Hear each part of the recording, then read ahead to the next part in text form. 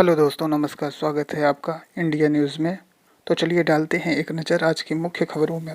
असम के पूर्व मुख्यमंत्री तरुण गोगोई का 84 वर्ष की उम्र में निधन। राष्ट्रपति और प्रधानमंत्री ने जताया दुख। दिल्ली समेत 4 राज्यों से आने वालों को निगेटिव रिपोर्ट दिखाने पर ही मिलेगी महाराष्ट्र में एंट्री। दिल्ली में मोबाइल RT-PCR लैब शुरू। 499 रुपये में हो सकेगी जाँच। 6 घंटे में आएगी रिपोर्ट। 36,590 शिक्षकों को दिसंबर के पहले हफ्ते में नियुक्ति पत्र देगी योगी सरकार। हरियाणा में 10 से कम विद्यार्थियों वाले 271 स्कूल होंगे बंद, सूची सरकार के पास। तेजस्वी ने दी चेतावनी, अगर पहले महीने में 19 लाख नौकरियां नहीं मिली तो होगा आंदोलन। विवादों में web series AC table boy, love जिहाद के आरोप पर जांच के निर्देश। मध्य प्रदेश में गौमाता सेस लगाने की तैयारी। शिवराज बोले गौशालाओं के उत्थान में खर्च होगा पैसा। FIR रद्द कराने के लिए कंगना रनौत ने खटखटाया बॉम्बे हाईकोर्ट का दरवाजा। देश के 3 राज्यों में चक्रवाती तूफान को लेकर चेतावनी। कैबिनेट सचिव राजीव गौबा की बैठक। सभी खबरों की चर्चा करेंगे हम विस्तार से, लेकिन अगर उससे पहले आप हमारे चैनल पर नए हैं तो चैनल को सब्सक्राइब करें और बेल आइकन को जरूर दबाएं। तो चलिए शुरू करते हैं। हाल ही में मुख्य खबर निकल कर आ रही है कि असम के पूर्व मुख्यमंत्री तरुण गोगोई का 84 वर्ष की उम्र में निधन हो गया है। राष्ट्रपति और प्रधानमंत्री ने जताया दुख। असम के पूर्व मुख्यमंत्री और कांग्रेस नेता तरुण गोगोई का सोमवार को गुवाहाटी में निधन हो गया। वह 84 वर्ष के थे। राज्य के स्वास्थ्य मंत्री हेमंत बिस्वा ने यह जानकारी दी है। वहीं गोगोई के निधन पर पीएम मोदी ने दुख जताया है। पीएम मोदी ने ट्वीट करते हुए लिखा कि गोगोई असम और केंद्र में वर्षों के अनुभव के साथ एक लोकप्रिय नेता और अनुभवी प्रशासक थे। आपको बता दें कि कुछ दिनों से गोगोई की तबीयत गंभीर बनी हुई थी। 2 नवंबर को उन्हें अस्पताल में भर्ती कराया गया था और फिर उन्हें डायलिसिस पर रखा गया। मल्टीपल ऑर्गन फेलियर और सांस लेने में तकलीफ होने के चलते वह शनिवार को बेहोश हो गए थे। इसके बाद उन्हें वेंटिलेटर पर भी रखा गया था। संयोग से एक नई मशीन की उपलब्धता की वजह से वेंटिलेटर पर होने के बावजूद डायलिसिस किया जा रहा था। 6 घंटे की डायलिसिस की मदद से उनके शरीर से काफ़ी सारे जहरीले तत्व बाहर निकाले गए थे। इसके बाद कुछ उम्मीद जगी थी। इस दौरान प्रधानमंत्री नरेंद्र मोदी, रक्षा मंत्री राजनाथ सिंह और कांग्रेस नेता राहुल गांधी ने तरुण गोगोई के बेटे गौरव से बात भी की थी। गौरतलब है कि तरुण गोगोई साल 2001 से 2016 तक असम के मुख्यमंत्री थे। आपको बता दें कि दिल्ली समेत 4 राज्यों से आने वालों को निगेटिव रिपोर्ट दिखाने पर ही महाराष्ट्र में एंट्री मिलेगी। महाराष्ट्र की उद्धव ठाकरे सरकार ने राज्य में कोरोना वायरस की स्थिति को देखते हुए सोमवार को बड़ा फैसला लिया है। इसके अनुसार अब दिल्ली, राजस्थान, गुजरात और गोवा, इन 4 राज्यों से महाराष्ट्र आने वाले लोगों को राज्य में प्रवेश के लिए कोविड-19 निगेटिव रिपोर्ट दिखानी पड़ेगी। बिना निगेटिव रिपोर्ट के राज्य में प्रवेश नहीं मिल सकेगा। हालांकि जिन लोगों के पास प्रदेश में प्रवेश के समय निगेटिव रिपोर्ट उपलब्ध नहीं होगी, उनके लिए भी राज्य सरकार ने व्यवस्था की है।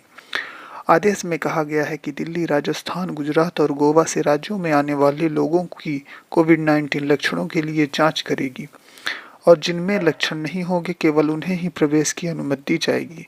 राज्य सरकार ने कहा कि निगेटिव रिपोर्ट के साथ ही महाराष्ट्र आने वाले सभी लोगों को कोविड-19 को लेकर निर्धारित किए गए सभी दिशा निर्देशों का पालन करना होगा। मास्क नहीं लगाए हुए पकड़े जाने पर जुर्माना भी देना होगा। इसके साथ ही राज्य सरकार दिल्ली से आने वाली ट्रेनों और उड़ानों पर प्रतिबंध लगाने पर भी विचार कर रही है। इसके साथ ही आपको बता दें कि दिल्ली में मोबाइल RT-PCR लैब शुरू हुआ है। इसमें 499 रुपये में कोरोना की जांच होगी और 6 घंटे में रिपोर्ट भी आ जाएगी।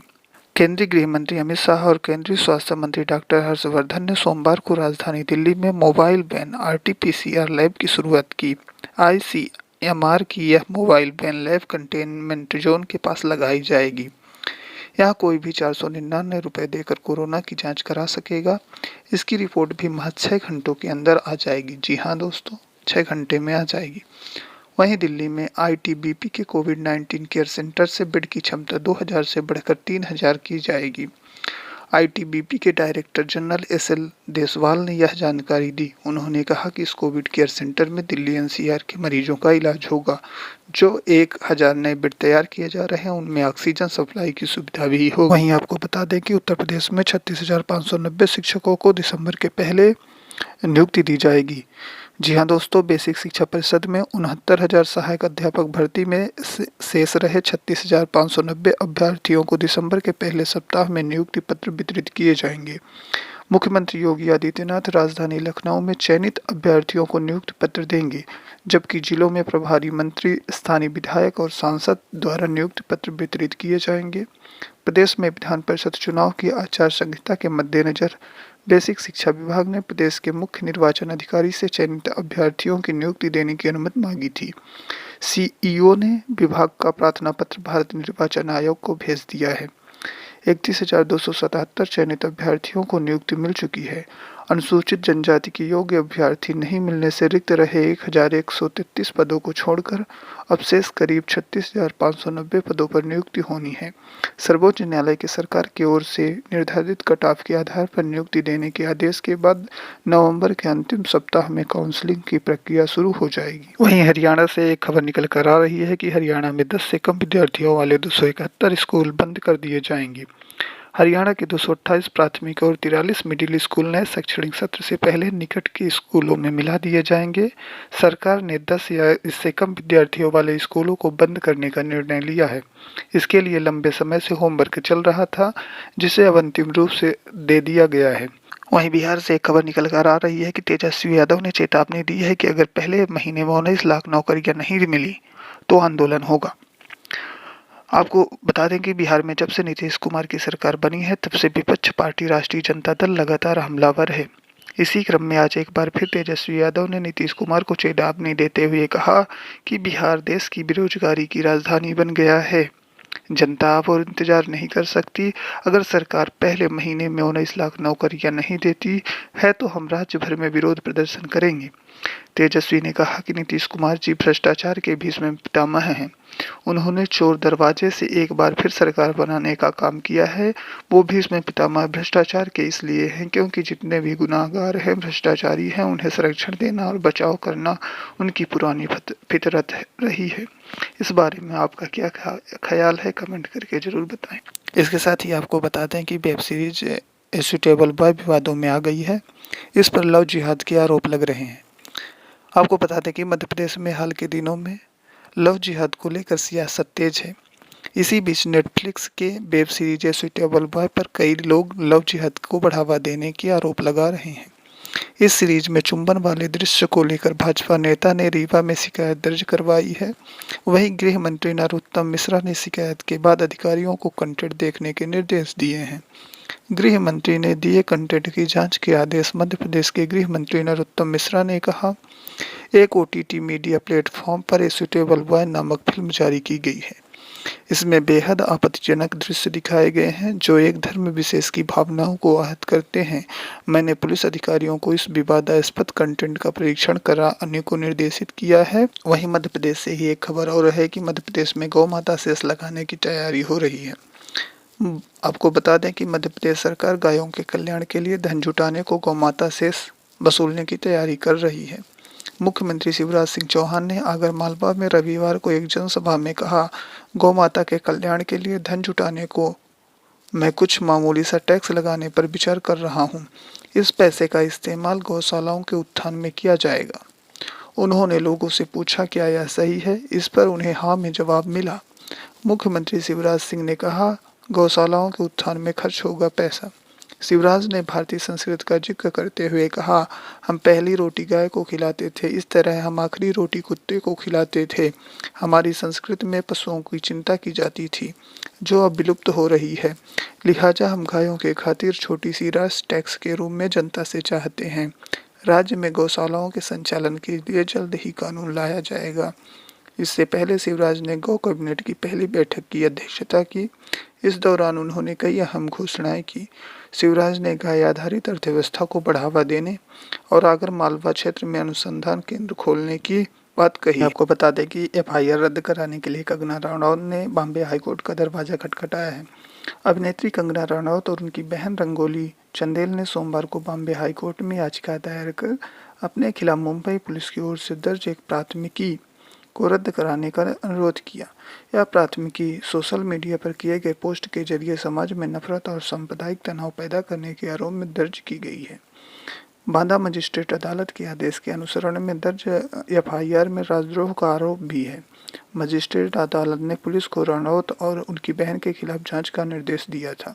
उनके वकील रिजवान सिद्दीकी ने कहा, कंगना और रागोली ने एफआईआर और मजिस्ट्रेट का आदेश रद्द कराने के लिए बॉम्बे हाई कोर्ट में याचिका दायर की है। याचिका में यह अनुरोध भी किया गया है कि पूछताछ के लिए पुलिस के समक्ष पेश होने के लिए जारी सम्मन पर भी रोक लगाई जाए और पुलिस को निर्देश दिया जाए कि वह उनके खिलाफ दंडात्मक कार्यवाही न करे। मुंबई पुलिस ने पिछले हफ्ते रनौत और उनकी बहन को तीसरी बार सम्मन जारी कर 23 और 24 नवंबर को दो समुदायों के बीच कथित रूप से दुश्मनी को बढ़ावा देने के लिए अपने बयान दर्ज कराने को कहा था। इसके साथ ही आपको बता दें कि देश के 3 राज्यों में चक्रवाती तूफान को लेकर चेतावनी जारी हुई है। कैबिनेट सचिव राजीव गौबा ने की है बैठक। मछुआरों को समुद्र में नहीं जाने की सलाह दी गई है। स्थानीय अधिकारियों ने कहा है कि उन्होंने उन मछुआरों को भी सलाह दी है जो मछली पकड़ने के लिए पहले ही बाहर निकल चुके हैं। वहीं कुछ मुख्य खबर निकल कर आ रही है कि मुंबई में नारकोटिक्स टीम पर ड्रग्स पेडलर की टीम ने किया है हमला। मुंबई में रविवार रात गोरेगांव इलाके में एनसीबी की team drugs peddler carry Mendis को पकड़ने गई थी। इस दौरान टीम पर कैरी के साथियों ने पत्थर और डंडे से हमला कर दिया है। हालांकि टीम ने कैरी के गुर्गे विपुल आगरे, यूसुफ शेख और अमीन अब्दुल को गिरफ्तार कर लिया है। वहीं कॉमेडियन भारती और उनके पति हर्ष को ड्रग्स मामले में जमानत मिल गई है। आपको बता दें कि कॉमेडियन भारती सिंह और उनके पति हर्ष लिम्बाचिया को मुंबई के narcotic drugs and psychotropic substances court से जमानत मिल गई है। दोनों को गांजा लेने के आरोप में एनसीबी ने शनिवार को गिरफ्तार किया था। कोर्ट ने दोनों को 4 दिसंबर तक जुडिशियल कस्टडी में भेजने का आदेश दिया था। वहीं आपको बता दें कि कोरोना के रोकथाम के मुद्दे पर सरकारों पर सुप्रीम कोर्ट सख्त हो गई है। देश के कुछ राज्यों में बढ़ते कोरोना के मामलों पर सुप्रीम कोर्ट ने महाराष्ट्र, दिल्ली, गुजरात और असम से 2 दिन में हलफनामा दायर कर यह बताने को कहा है कि कोरोना से निपटने के लिए उन्होंने क्या उपाय किए। इस मामले में अगली सुनवाई 27 नवंबर को होगी।